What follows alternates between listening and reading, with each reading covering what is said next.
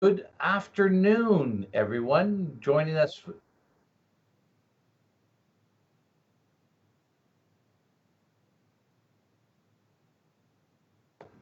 Good afternoon, everyone.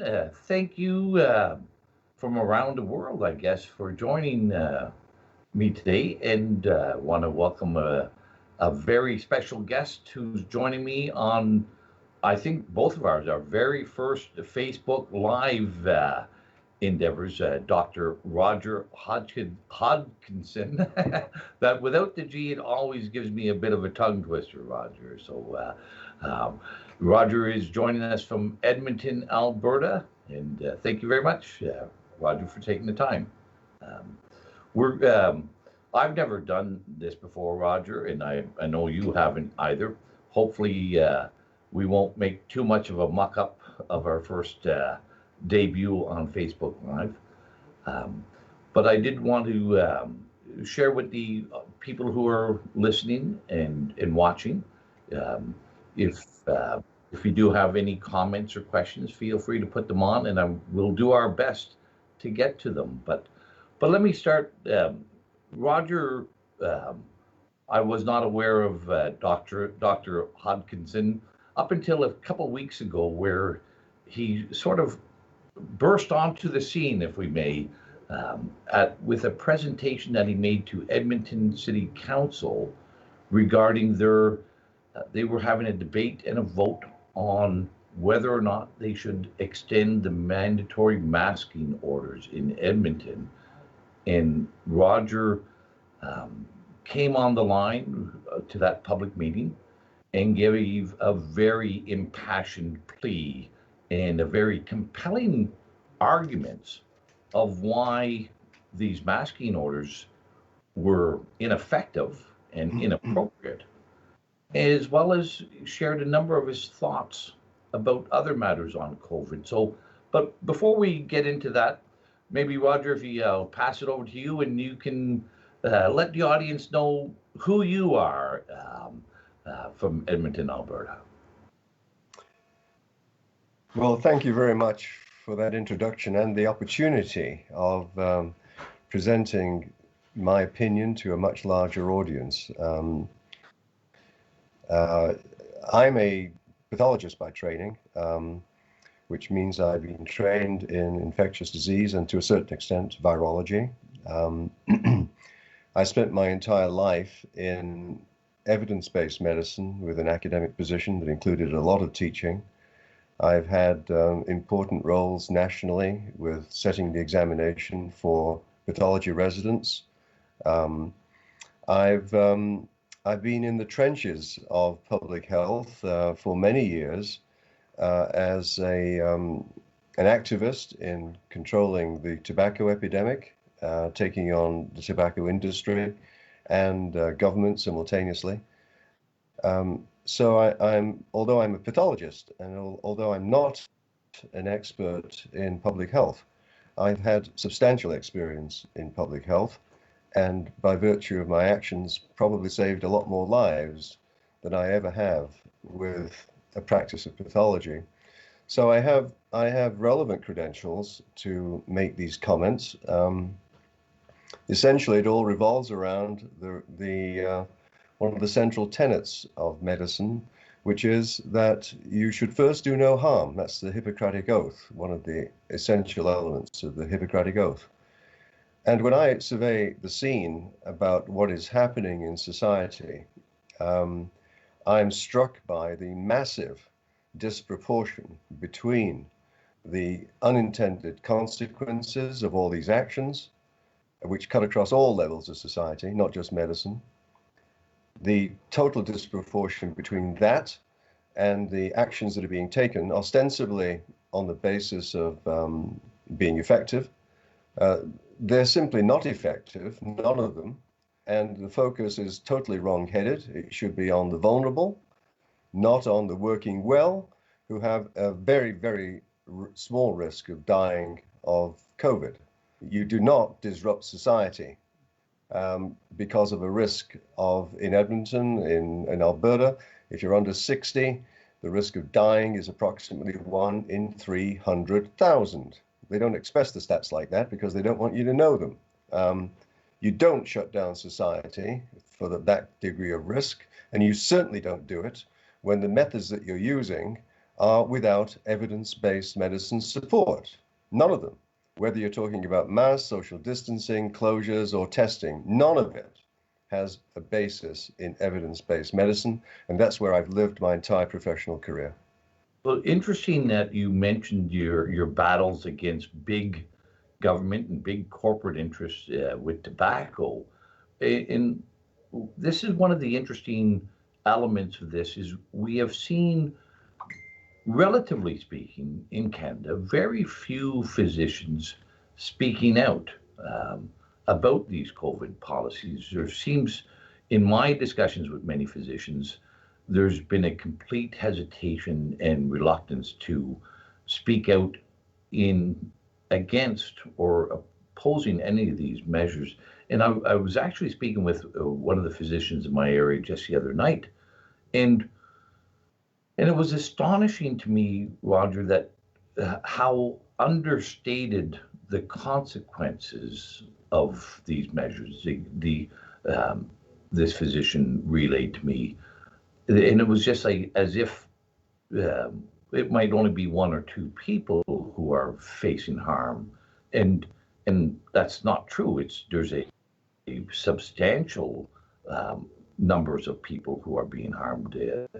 The Justice Center for Constitutional Freedoms released a report today, just a blockbuster report of how many people are not getting medical attention, and the numbers of overdose deaths and suicide increases, and I was astonished that a physician would understate it, but I also understand there is a great hesitation because of fear of possible retribution from licensing bodies like the regulatory bodies, College of Physicians and Surgeons, and also just this atmosphere of political correctness that we find ourselves in throughout society today, that you can't have an opinion that is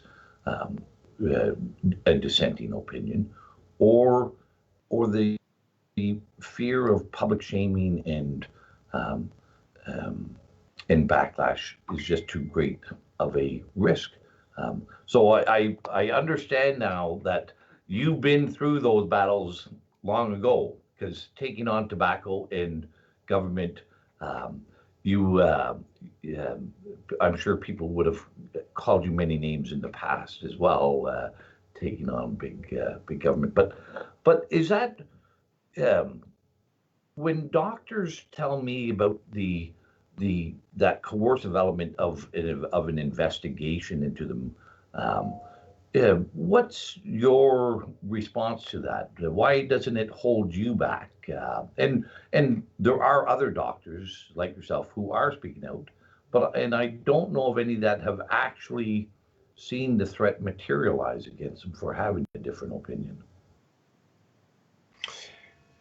You cut to the very heart of the intimidation that's taking place by our colleges. The essence of the college's complaint, the Alberta College's complaint against me, is that I am undermining the public good, which is defined by the experts that are standing behind the measures being used. So those experts, in my opinion, are all sycophants. They're in their positions because they constantly saluted to whatever was necessary in order to get to those positions of influence. They're scared of their own positions being contrary to the narrative, and so they salute in government's general direction. It's endemic in medicine, but you should not underestimate the fear that the college puts into the average physician if they get what we call the letter. Have I got your attention yet? Is the message.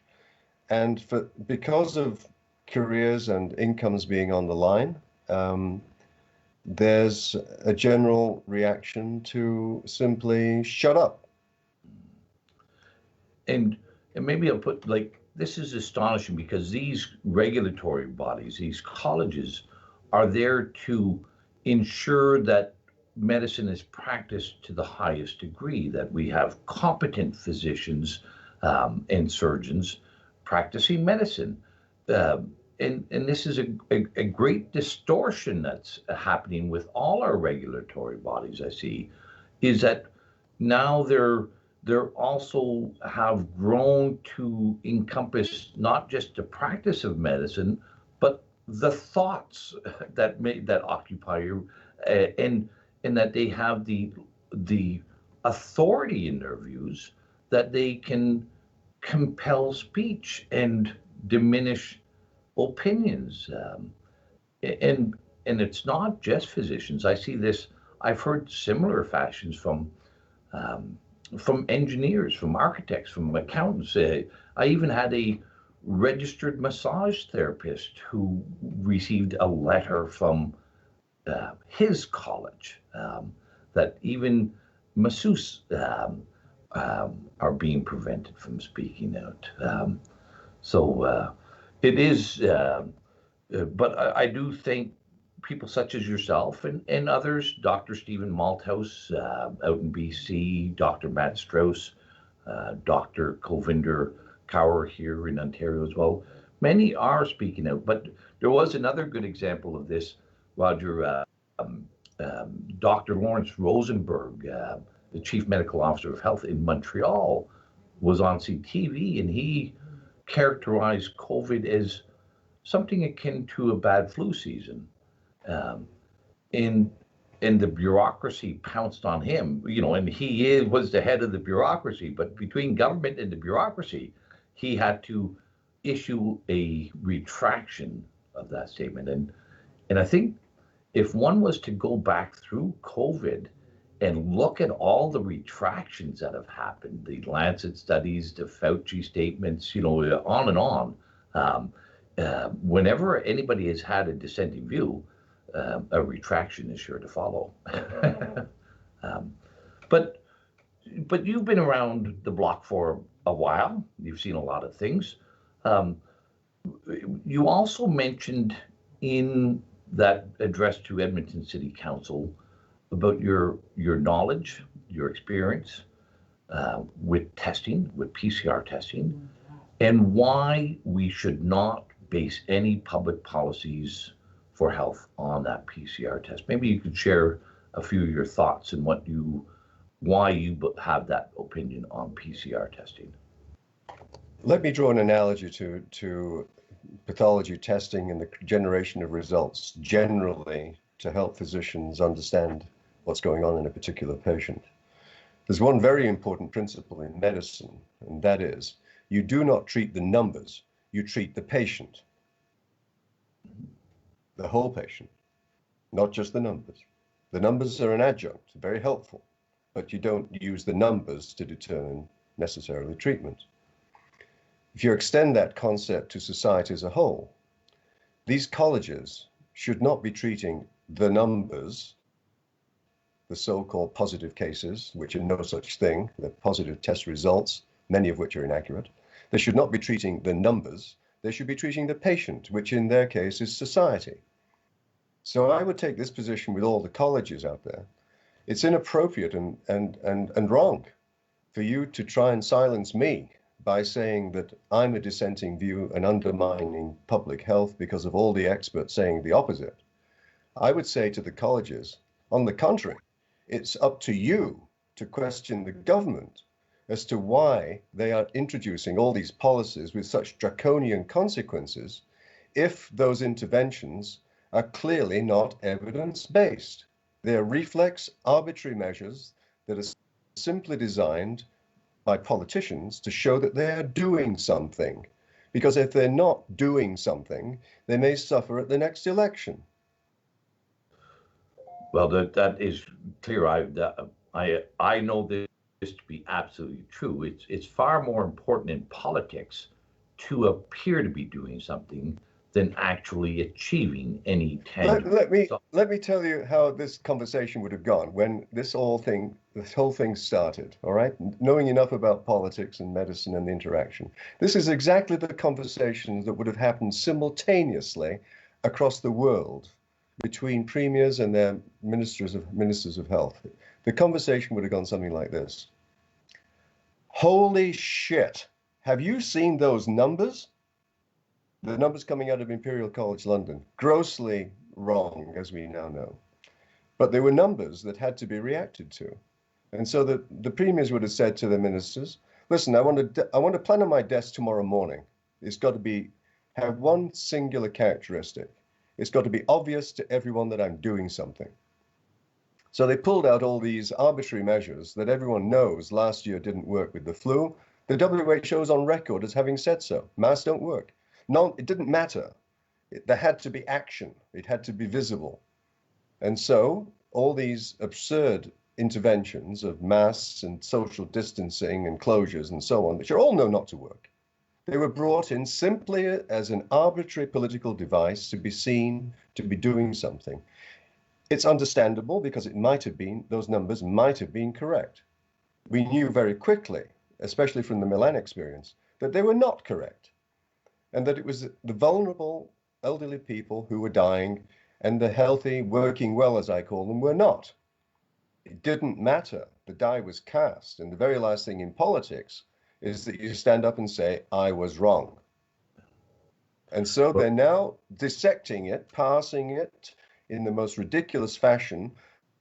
You know, how many angels can dance in a restaurant today and how many angels can dance in a restaurant tomorrow? The whole thing is utterly arbitrary and absolutely ridiculous. You either shut down completely, viciously, like was done with the SARS epidemic in Toronto years ago, or you do nothing like we did last year and protect the vulnerable in ways that are still not being done in a wholesale fashion.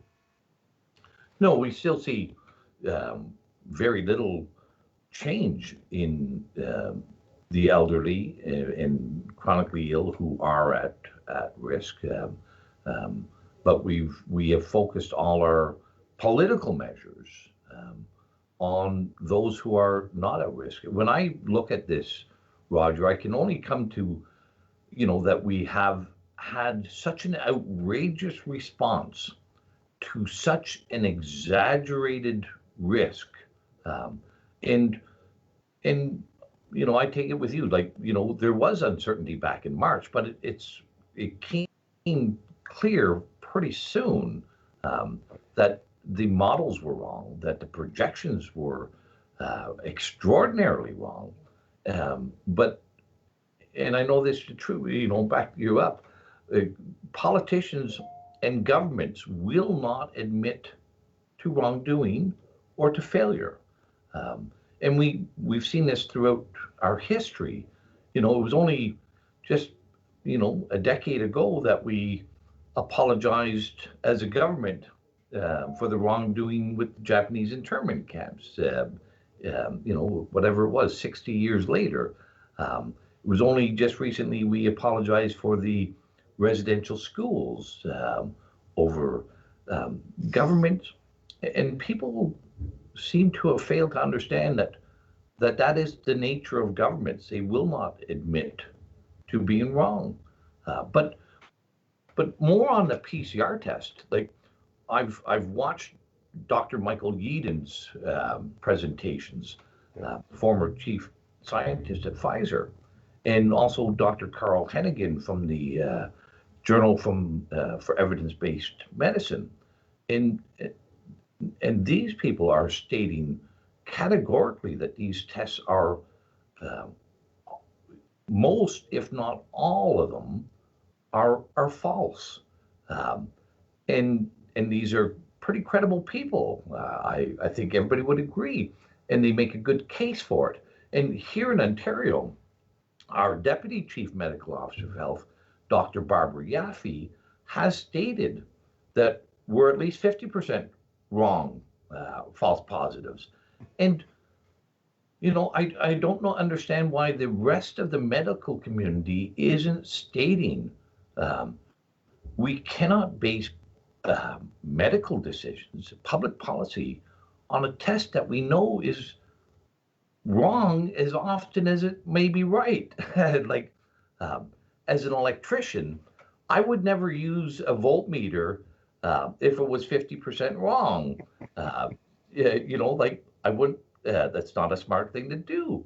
Um, but how is it that all these colleges, all these licensing bodies, all these um, people, they've heard the same stories that I've had. They've seen the same evidence that I have, I would hope.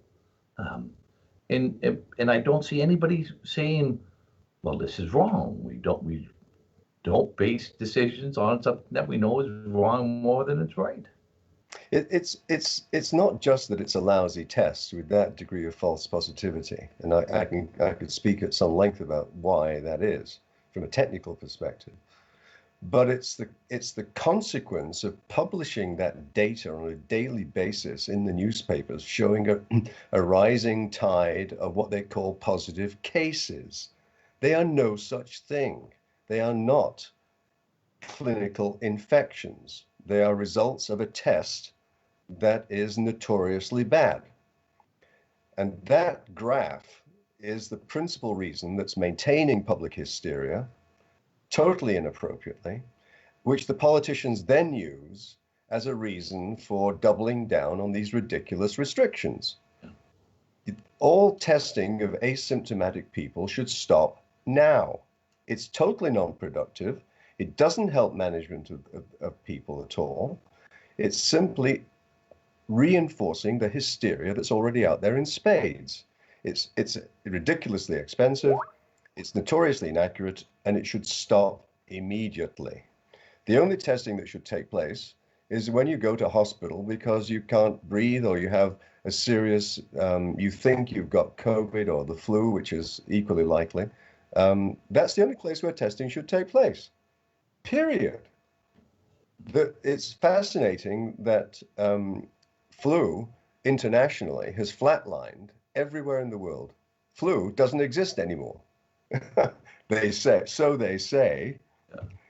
The strong supposition, of course, is that there's commingling of the flu that's still out there and COVID, and the relative proportion of the two, we're not sure yet.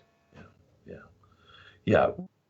I think we've seen all the stats are indicating that we're seeing about a normal level of respiratory virus infection being hospitalized, but they're all categorized as COVID. You see, it's what's called confirmation bias. This is the real situation. You walk into the emergency room and you can't breathe, you've got a cough, fever, whatever, right? The confirmation bias is we're in the middle of a pandemic, so the first test that's pulled off the shelf is COVID. If it's positive, that's it, done, period. Nothing else is needed. You're labeled as COVID. Yeah. And the accuracy of that is highly questionable. Now, there's the other thing about the masking that I think is important to examine a little bit. And of course, there's been all kinds of conflicting statements from public health and Fauci and different people, whether they're effective at one point, they're not effective at another point. Do you wear them? Don't wear them? But I don't see much discussion about is there any, well, maybe I should say it this way. I don't think you should do anything unless there's a reason to do it. It's called evidence-based medicine. Yeah. And we don't treat you with drugs for cancer unless there's some literature which says it might work. Right. And if we know that there's got to be some impediments to wearing a mask, and there better be a good reason for you to wear it if you're, and not just because, well, it's easy to do. That's, but public health seems to have just forgotten that aspect, that there, what is the benefit and what is the consequence, if any? And from your position, for healthy people wearing a mask for extended period of times often, what would be some of the consequences you'd be concerned of, Roger? I don't think, I mean, there are described a number of potential medical consequences of oral hygiene and so on. And they're there, but I don't think it's really that important. I think that the far bigger issue of wearing masks is it stops social dialogue. You can't see a smile. You can't communicate, which is the essence of our humanity, how we relate to each other. Instead of walking around like morons with these things over our face that totally prevent that. My wife was in a store the other day, and the mother was wearing a mask and the child was not. And my wife never does. Um, because we're like that. We think it's stupid.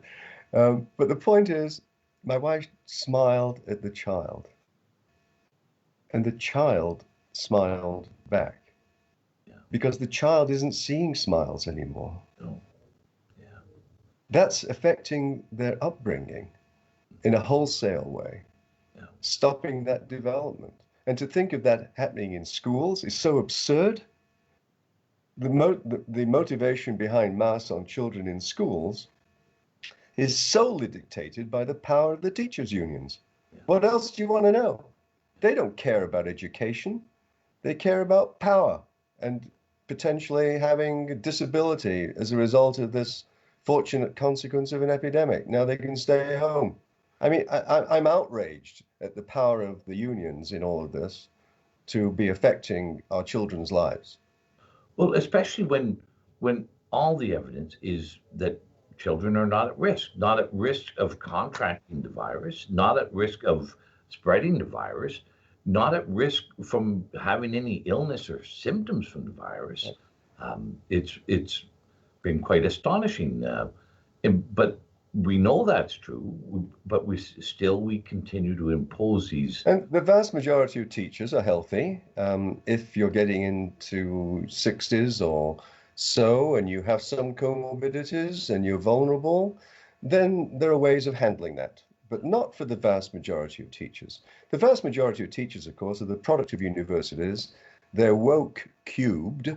You know, they run from any fear. They expect the nanny state to protect, and the unions to protect them from all of life's risks. And here we have merely another example of a life risk. Well, last year, we all handled this kind of risk in the traditional fashion. If we had a fever and a cough, we stayed home.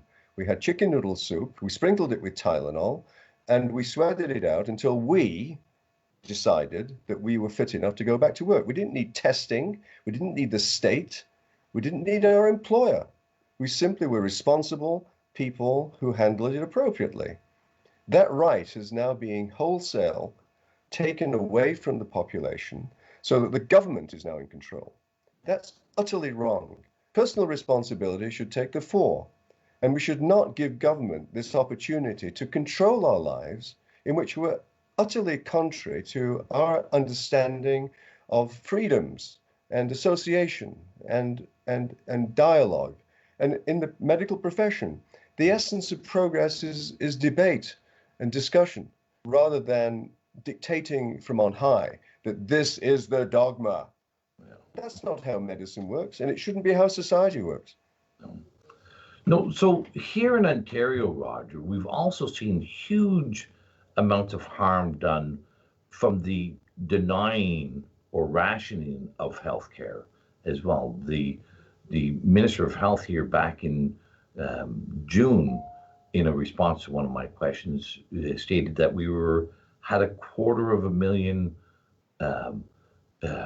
needed medical procedures had been suspended, postponed, and you know that's a lot of people. That's with a lot of needed healthcare, and we're still seeing most of even our family physicians in private practice here will not see patients in person, or we're using telephone health. And you know, what are you seeing in Alberta and with regards to this rationing of healthcare and how you're seeing this impact your community and in Alberta? Well, I mean, I hear all the stories. I've had some personal interaction with people One was the most poignant conversation I've ever had in medicine in my entire career, and I'll relate this to you. Because of the death threats that I've been getting, Victim Services called me to see how I was doing, which is very nice of them. We had a very pleasant conversation, very appreciative. I was very appreciative. But she then told me that she was not allowed to visit her dying father on his deathbed. It does not get any worse than that. You know, you can cancel funerals, you can cancel weddings, you can cancel graduations, all the other stuff that's going on that we're fully aware of. But you do not do that. The jackboots of government in your face. You do not do that. That was the most despicable description of government intervention into everyday life that I've ever heard in my entire career. It was like a gut punch to me to hear that woman say that. I've also heard from my professional colleagues an example. There's someone right now in a small town out of Edmonton. I'm not going to name names or the doctor, but he's got a septic arthritis. He's got pus in his hip joint. And the rheumatologist can't get him into hospital. It's outrageous. Yeah. It's simply outrageous. Well, this is one of the things, we used to use a phrase, if a bedpan falls in the hospital, everybody knows. Like any lack of medical attention would make the headlines in our socialized healthcare system. And this is the astonishing thing for me. We've just, society is accepting of no healthcare for so many people, or such limited healthcare for so many people, and we seem to have lost compassion for those who are needing healthcare, and it's like COVID has just displaced everything within our thinking, and it doesn't matter if you've had a heart attack or a stroke, or if you have a cancerous tumor growing in you. Those are all unimportant as compared to COVID, and I really find it disturbing that we've been so accepting. This level of fear has so captivated people that it's displaced our compassion. Those practical consequences are everywhere, and those detailed experiences are merely a translation of the fact that the well is not bottomless to fund healthcare. I was listening to a podcast in Ireland the other day. It was someone who was aware of the amount of money that's been spent in Britain, which has got the best documented statistics of all of this, of any country in the world. And it just blew me away when he said this: the total cost that Britain has borrowed from our children's future, the total cost of borrowing at this point in time, purely because of COVID, to increase the national debt, is 3 times the entire national budget of the National Health Service, that's already suffering from lack of investment and services. They pissed out of the window 3 times the annual budget of the entire system on one condition that had, with interventions that had no evidence base. The well is not bottomless. Yeah. And these countries are spending money all over the world chasing a phantom. And it's our children that will be paying the price for this, with either increased taxes or reduced services of various kinds, or both. That's how outrageous this is. The scale with which they are dishing out money is unprecedented. And getting little in return. Nothing in return except damages, compounding damages, business bankruptcies, suicides. The whole, people don't realize that the engine of the economy are not the Apples and Fords of the world. They're small businesses by the thousands who are paying payroll taxes to government. That is the engine of the economy. And you don't have to be a rocket scientist to figure out if you say we're going to close schools, well, guess what? You're closing the economy because a lot of women are going to stay home to look after the kids and they're not going to be working in their usual job. I mean, this isn't rocket science. I call it, it's not idiocy, it's lunacy.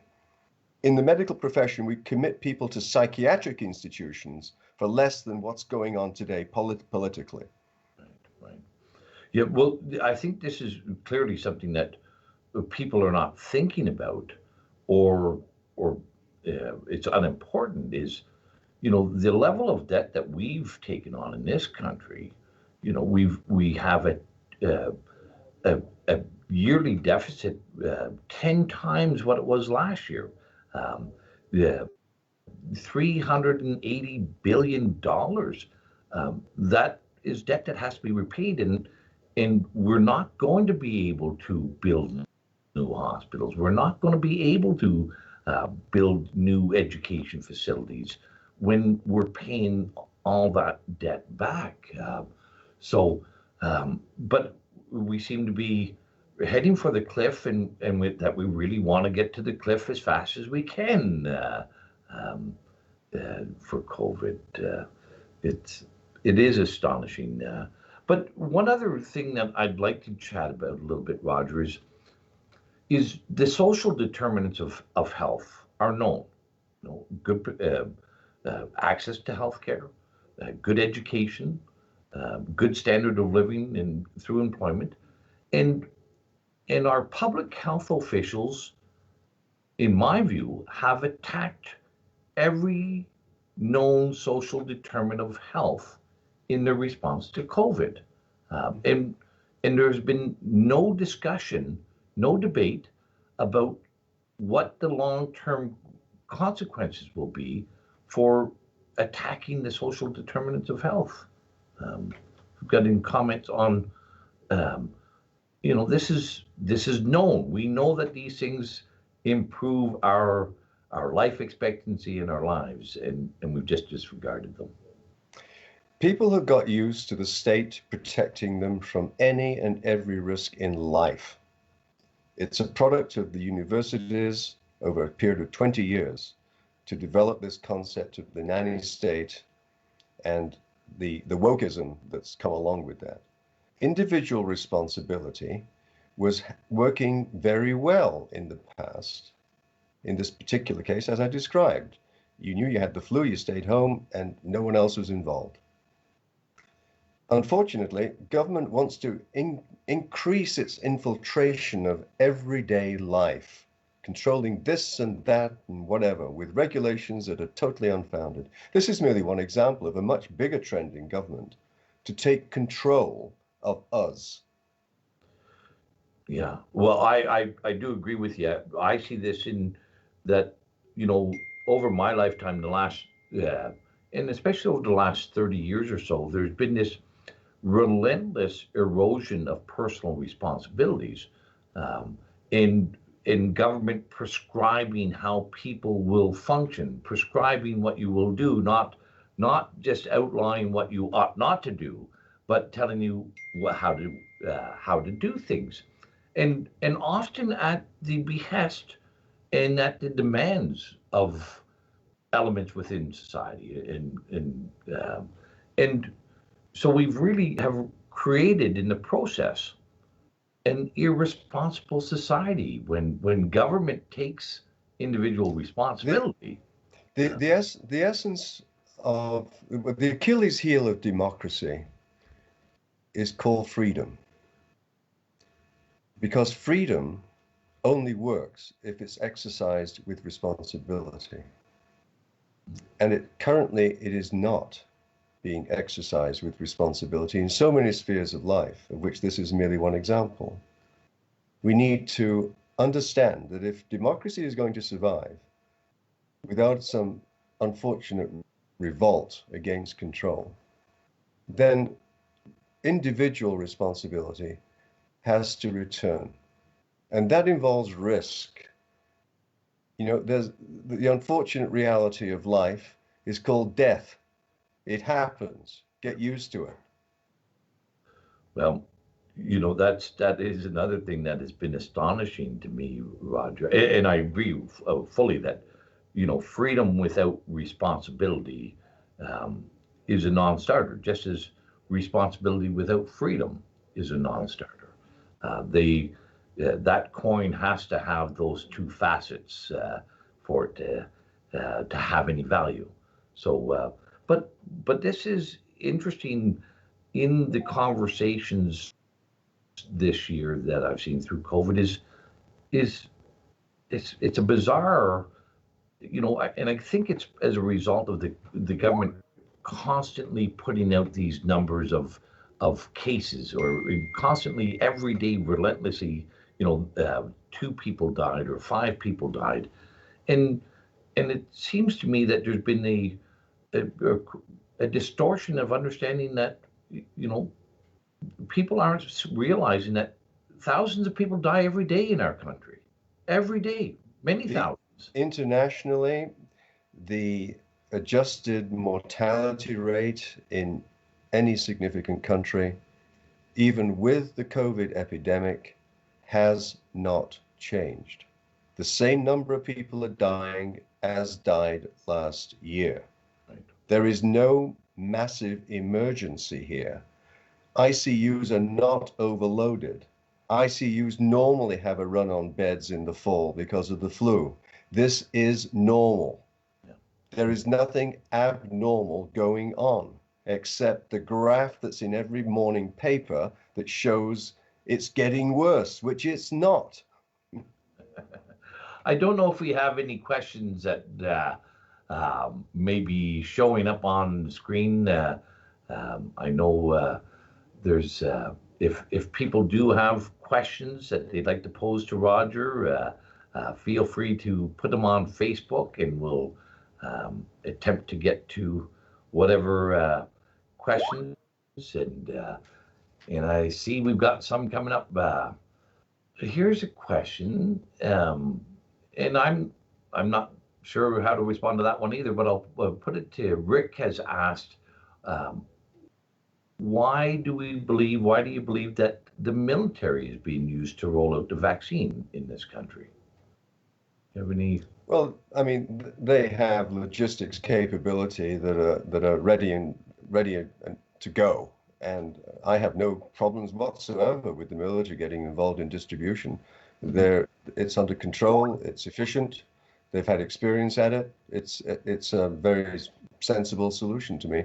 What I do think about vaccines is that it should be purely voluntary.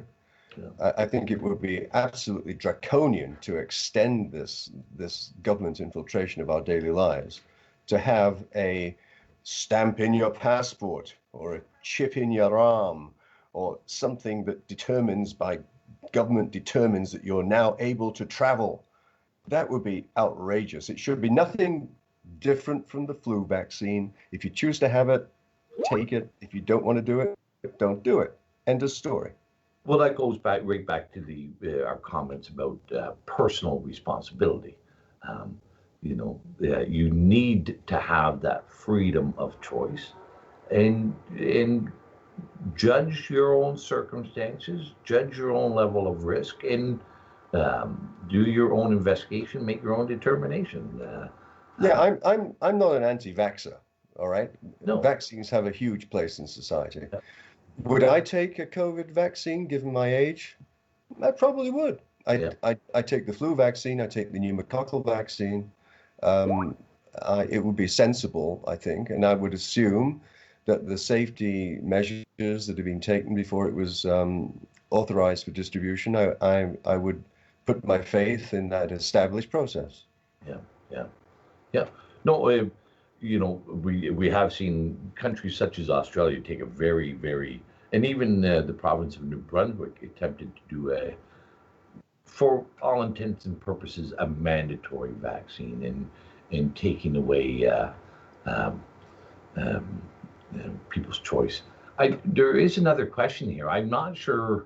The question says, how can we tell the difference between asymptomatic and false positive? Um, um, I'll share.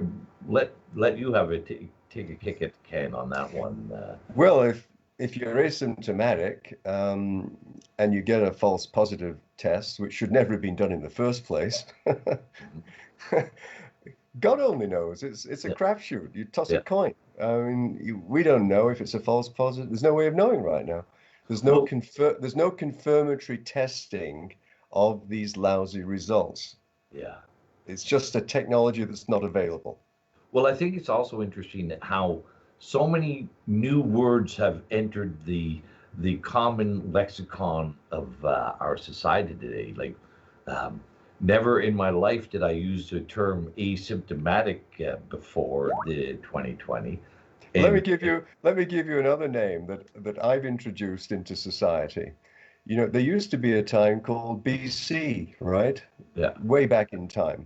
yeah, Well, there's now BC and PC. There's yes, before COVID and post COVID. and post-COVID. Well, if we're not careful, it will be a very significant turning point in human history. But here's another I one. tell you this, I yeah, a turning point. Let me put a point on it. I said it publicly and I'll say it again. I'll underline it in neon.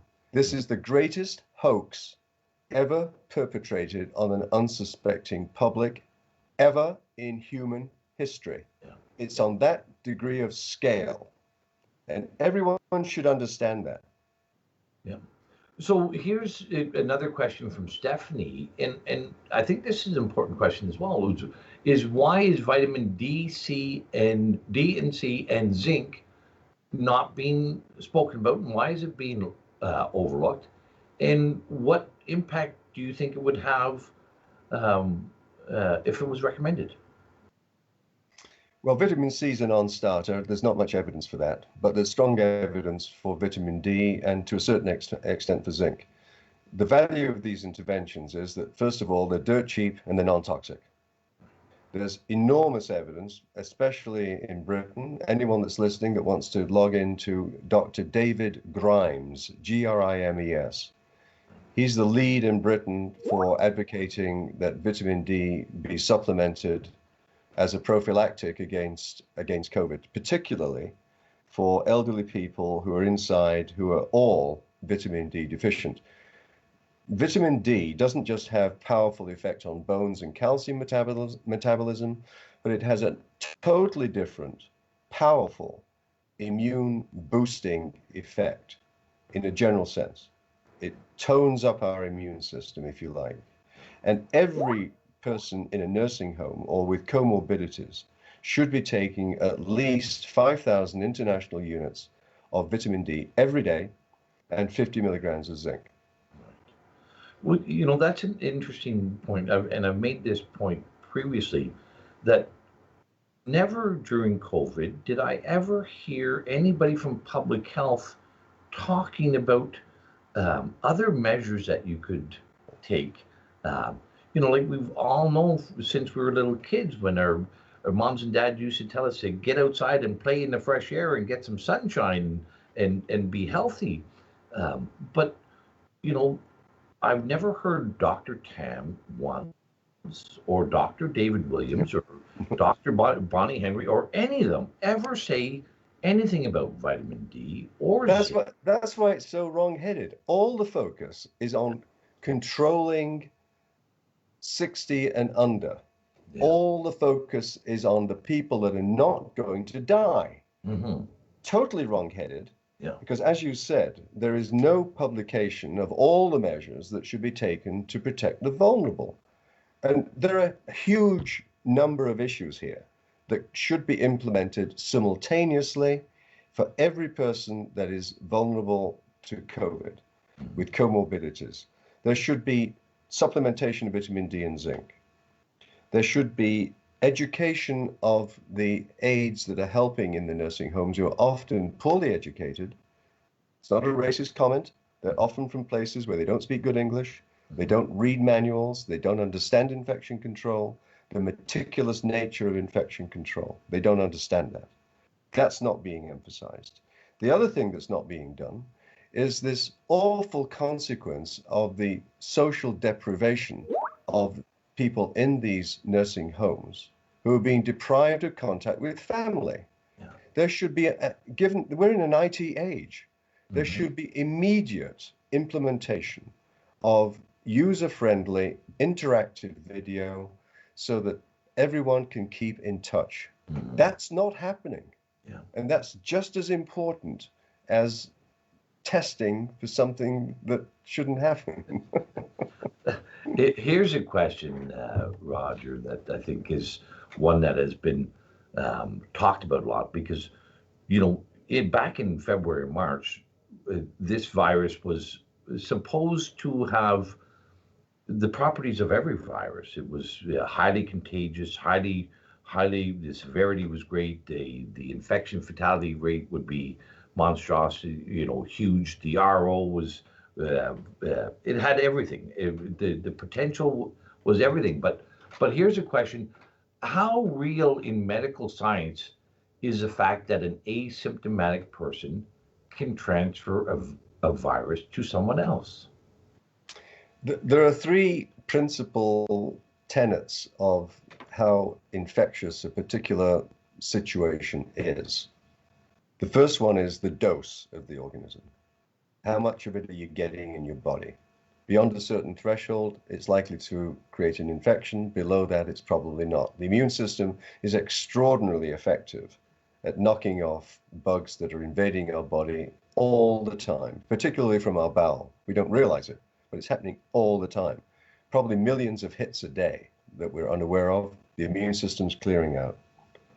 So that's the first tenet, is dose. The second tenet is what we call pathogenicity, the virulence of the organism. How bad an organism is it? Is it like the common cold, or is it like Ebola, for example? Obviously here we're dealing with an organism which doesn't have very significant virulence, except when it's getting into the system of someone who has a very vulnerable general medical condition. And the third thing is route. So it's how much, how bad is it, and where's it getting in? Is it getting into your veins if you're a mainlining drug addict, or are you breathing it in, right? So those are the three things. Obviously, if you're asymptomatic, you have a very low dose in your body. And therefore, by implication, if you're shedding at all, and the evidence would suggest that shedding by asymptomatic people is virtually unimportant. Obviously, from a theoretical perspective, there's much less in your body. Therefore, whatever you're doing, coughing and speaking, it's an insignificant dose that you're giving to the general environment in an aerosol everywhere you walk. There's that additional dilution, of course. Last year when you were standing in a lineup at Safeway, you tended not to cough over the person in front of you. We didn't have to be told not to cough in someone's face, right? Yeah. This is how mad this thing is. I mean, the aerosol, I liken it this way. You know when you walk into a grocery store and you've got these stupid plastic bags that won't open? Well, this is what I used to do. Yeah. I'd lick my finger to open the bloody bag, right? So I got spit on my fingers. Yeah. And then what do? I squeeze the lemons. Yeah. So this virus, the concept that an upper respiratory virus can be contained by these measures is utterly ridiculous. It was global from day one. The genie was out of the bottle. You couldn't conceivably put it back by any measure imaginable. And so the natural reaction should have been to accommodate to it in practical ways, which we know didn't happen. So here is a question. I think that's a really good question, Roger. Since you've gained infamy in the internet world, and I have to say this to everybody watching, Roger does not have Facebook, and he doesn't have YouTube, and he's up until today he's not. He has a cell phone. But of course you sparked a lot of internet censorship, including my YouTube channel has been taken off the air for 90 days because I had the audacity to replay your comments at Edmonton City Council. But here's the question from Kim, is wondering if Jason Kennedy, the Premier of Alberta, has reached out to you. And maybe that's an unfair question or not, but that's what Kim has an interest in, if the Alberta government has reached out to you at all. Let's say it's a deafening silence. Well, you know, I know. Let me just say one thing though about Premier Kenny. As much as I think he's made bad decisions from the get-go, aided by his medical officer of health, he is unique amongst all Canadian premiers of having stood before the microphone last Friday, I think it was, in an totally unscripted, obviously contrite apology, in which he said, and I'm quoting his very words, "It was a stupid mistake, and I apologize." And he was referring to the lockdown in the spring, to which my reaction is extraordinarily appreciated, totally unheard of in politics, to stand before a mic and say you were sorry. But, Premier Kenny, if it was wrong then, it's even more wrong now, because you don't treat the numbers in the morning paper. Well, that's I have to agree with you. Premier Kenny is the only premier, as far as I know, in the country, who has stood up and recognized that, and I think he's probably also the best one, the one who has best tried to prevent further outrageous restrictions from happening. But what he has done is a typical political device of kicking the can down the road to other jurisdictions. Yeah. You know, I'd like to think that the Ministry of Health here has the best repository of experts, or access to experts, to advise the Premier and the Minister what to do.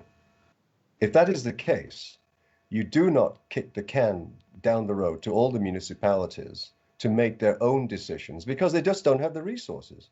Where I live, in a rural area, the person that's advising the local council is the fellow that's running the fire department. Yeah. Now, that becomes ridiculous. He should have taken the responsibility of advising them all what to do, or dictating what to do, which I think should be nothing. Yeah. But that's beside the point.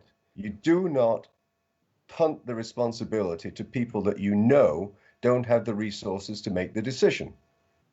That is bad policy. The other thing that I would say is there was a delicious expose of secret recordings between our medical officer of health and Kenny and the minister. And the net result of those conversations was that the medical officer of health, who had been responsible for many bad decisions, in my opinion, previously, actually in those conversations made the right decision. She said to Kenny and the Minister of Health, there should not be a testing of asymptomatic people. That was the right thing to do. They overruled her. That, given the consequences of instituting that process of asymptomatic testing, that should have been a resigning decision for the medical officer of health. She chose not to do that, to salute in their general direction and do something that she knew was not correct. Well, there gives another example of why individual responsibility is so important, Roger. If I agree with you that a medical officer who provides advice to a government and that advice is rejected should resign, just as a political minister, for whatever wrongdoing that might happen in their ministry. The saying, the buck stops here. Ministerial responsibility. You have a duty to your constituents. You have a duty to the crown, and you have a duty to yourself to resign. But listen, we've been on air for an hour. I don't even know if we call it being on air now or on the internet for an hour. I want to thank everybody who has tuned in and watched. I want to thank you, Roger, for taking the time to share your thoughts and your insights with everybody on Facebook. And, I think a takeaway for me, what you've shown is things change when people speak out. So, whatever avenues, whether it's at a town council meeting or wherever, speak out and speak your mind. And I'm not going to stop. and you can be certain that I will not be stopping either. We'll champion free speech and a return to sanity road. Thank you very much, and thank everybody for watching Facebook this afternoon. My pleasure. Bye-bye. Thank you. Bye-bye.